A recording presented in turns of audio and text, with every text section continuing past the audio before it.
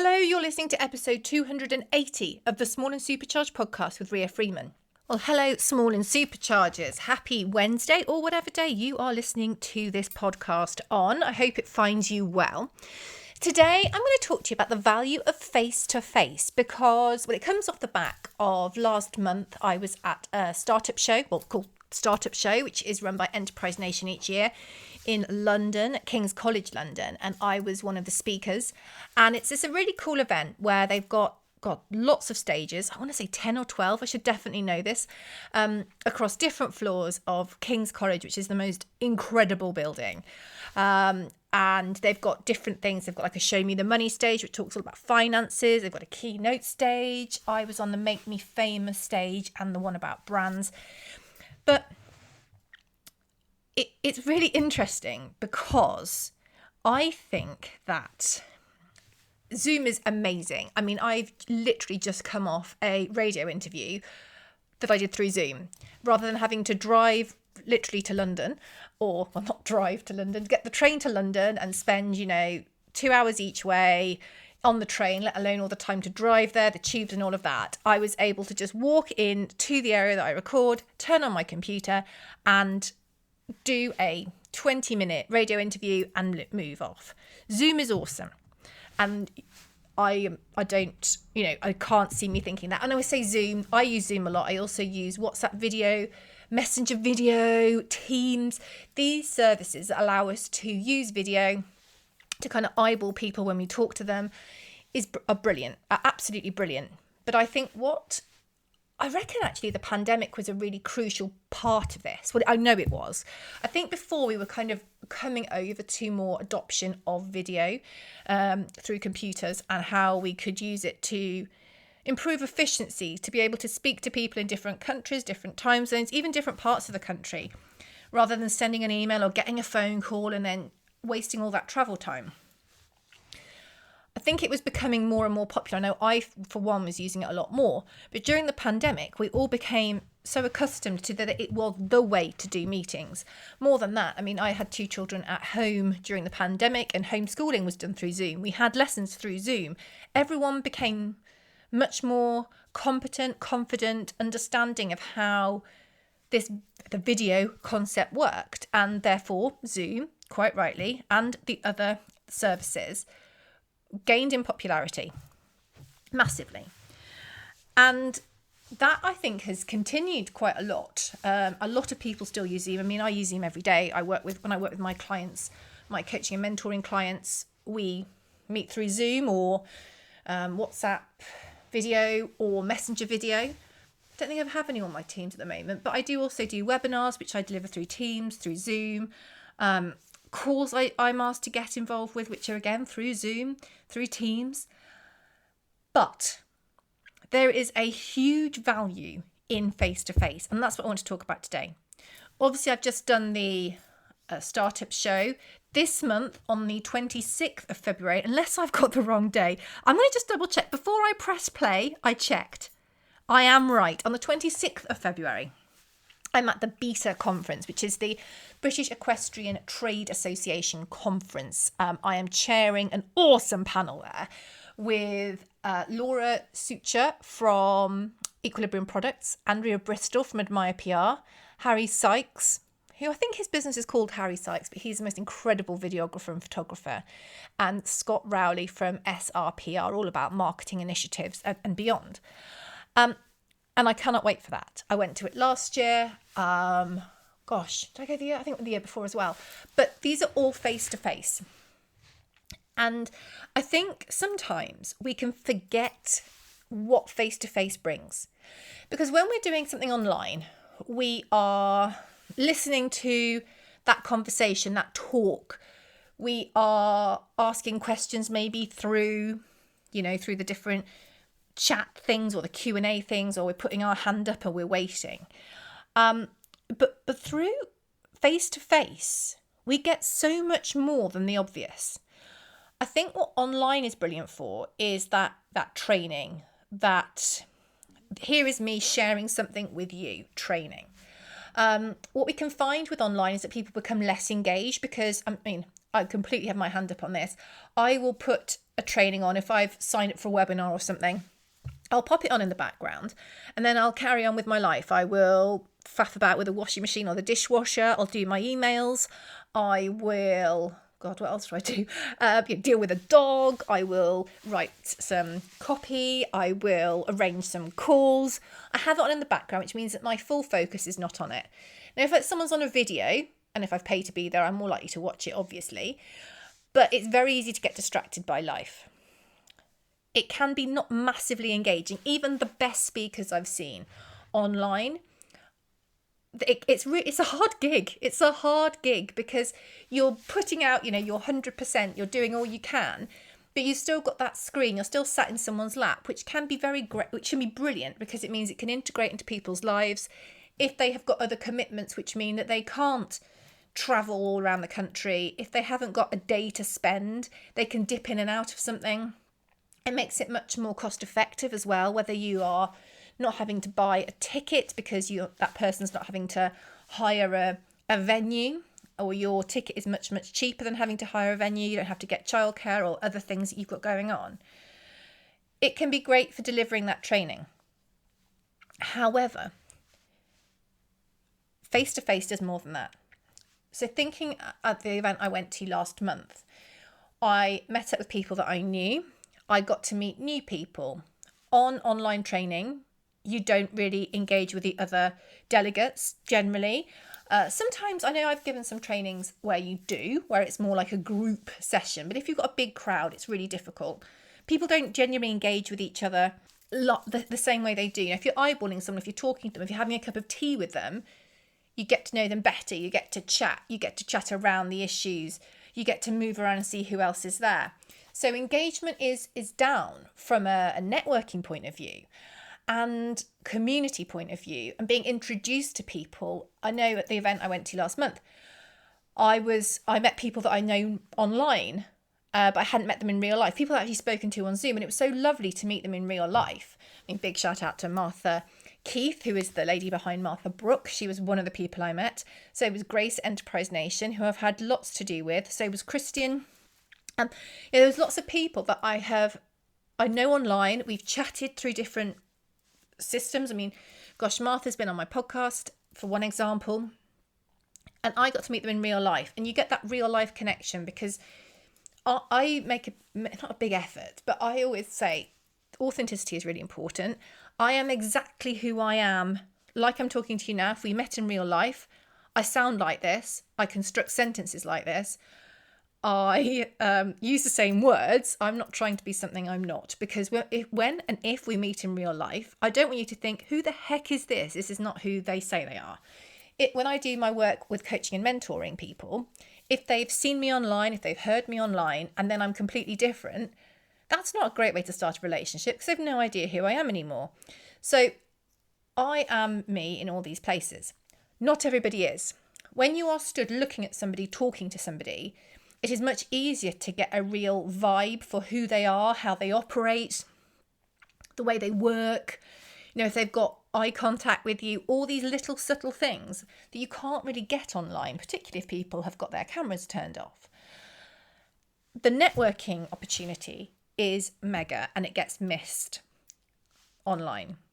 Another thing is being able to ask questions to an audience, ask questions to people, to put your hand up, to have someone looking you in the eye and engaging with you, asking follow-up questions. There's no lag on it. It's a conversation.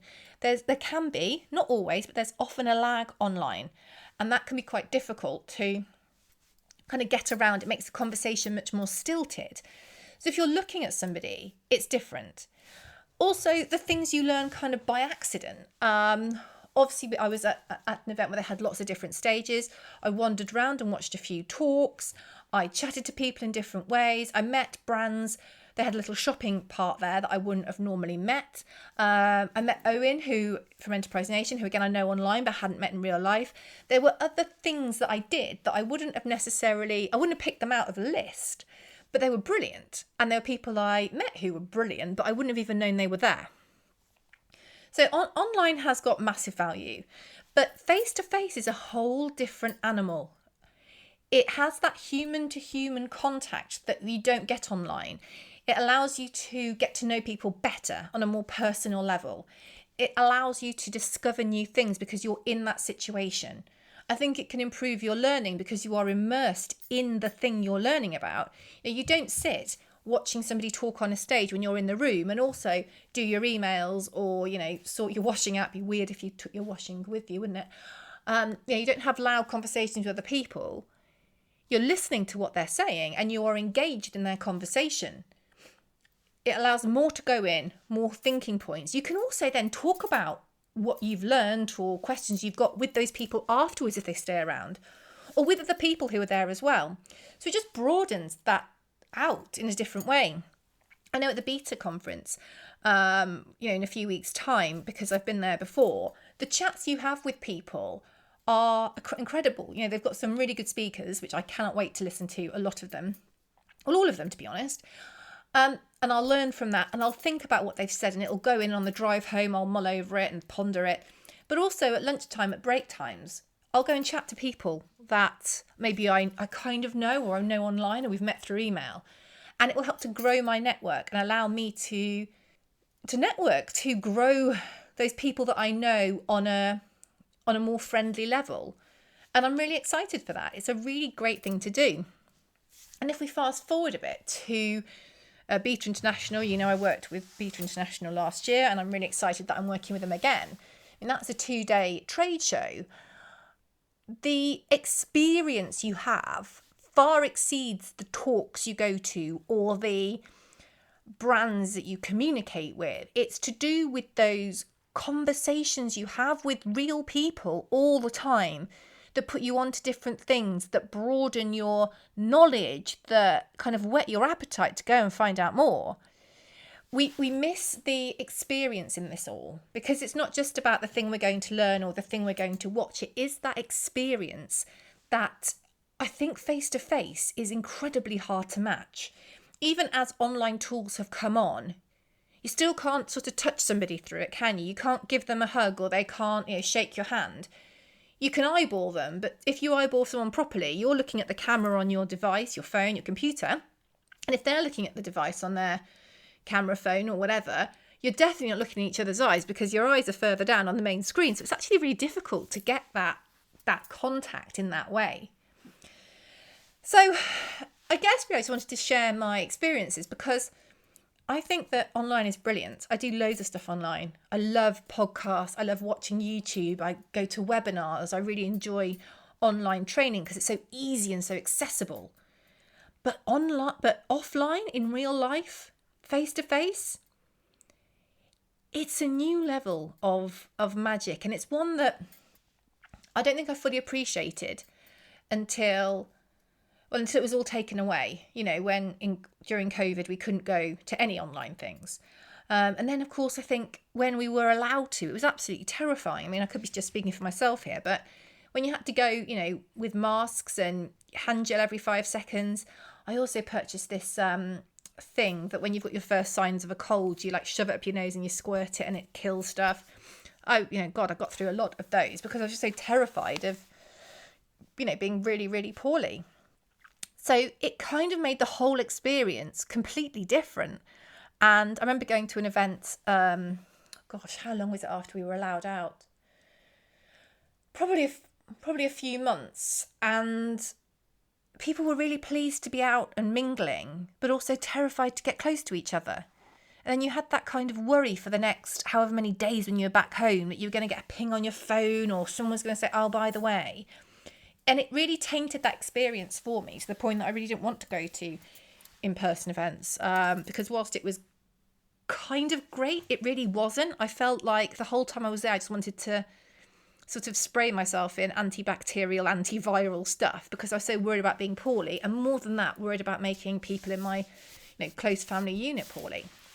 So it was really difficult to kind of get behind face-to-face for a long time, in my opinion. You might disagree, and I'd love you to disagree. Do let me know. But recently, I know coronavirus hasn't gone away. I know we still get coughs and colds and other things when we go to face-to-face exhibitions, conferences, things like that. But the fear, for me at least, has definitely dissipated, which means I can really enjoy the face-to-face. I can really get the value from the face-to-face. And I would definitely encourage you, if the whole pandemic, if the way we started doing things during the pandemic has stuck with you, I think it can be a brilliant way to save time, and a lot of things we can now do in a much more efficient way, and I'm all for that. But if you haven't been to face-to-face things since, and perhaps if ones have really appealed to you, but you've gone, no, it's as good online, I'd really urge you to consider going and having a look at something face-to-face, just to see what you get from it. The other thing I notice is that when I have left a really good face-to-face experience, a really good conference, a really good show, the buzz and the high from it, from all that engagement, from all that chat, from all that networking, from all that thoughts and exciting opportunities, you can't match that online. I don't know why, but it is something really, really special. So I would really encourage you to explore those opportunities and to look at how you can get the maximum from them. The more I do them, I mean, I'm exhausted after it, don't get me wrong, but the value they bring far exceeds that, and it's far greater than a lot of online stuff, depending on what it is. So I would urge you to consider. If you need any tips or pointers, do let me know, and I will point you in the right direction of perhaps some good face-to-face. I definitely recommend the Beta conference, so do have a look at that. If you need more details, just ping me a DM and I will send you a link to all that information. But yeah, face-to-face shouldn't be overlooked. I hope you've enjoyed that one. If you are listening to this thinking that you want to really improve your business, to give it a boost, to get more publicity, to get out there, please do consider the Small and Supercharged Mastermind group. This is my membership group. We have marketing, social media, mindset training. We have social media critiques. We do weekly live coaching sessions. All sorts of stuff going on in there. And it's also a brilliant opportunity to network and support people. And more than that, a lot of people in the group also meet each other in real life. And it's another way to develop that relationship more. See, face-to-face, it's a good one. If you would like more information about that, do hop over to riafreemanpr.co.uk, and it's Small and Supercharged Mastermind along the top. Thank you so much for listening today. I hope it's been useful. I'd love to know what face-to-face conference, talk, whatever you went to last, whether you enjoyed it, whether you agree with me. Do you think you can get as much value from online? How does it work for you? Let me know. I'm always around on Instagram. I'm at Ria Freeman PR over there. Hope that was useful. I'd love your thoughts. Take care, and I'll speak to you soon. Bye.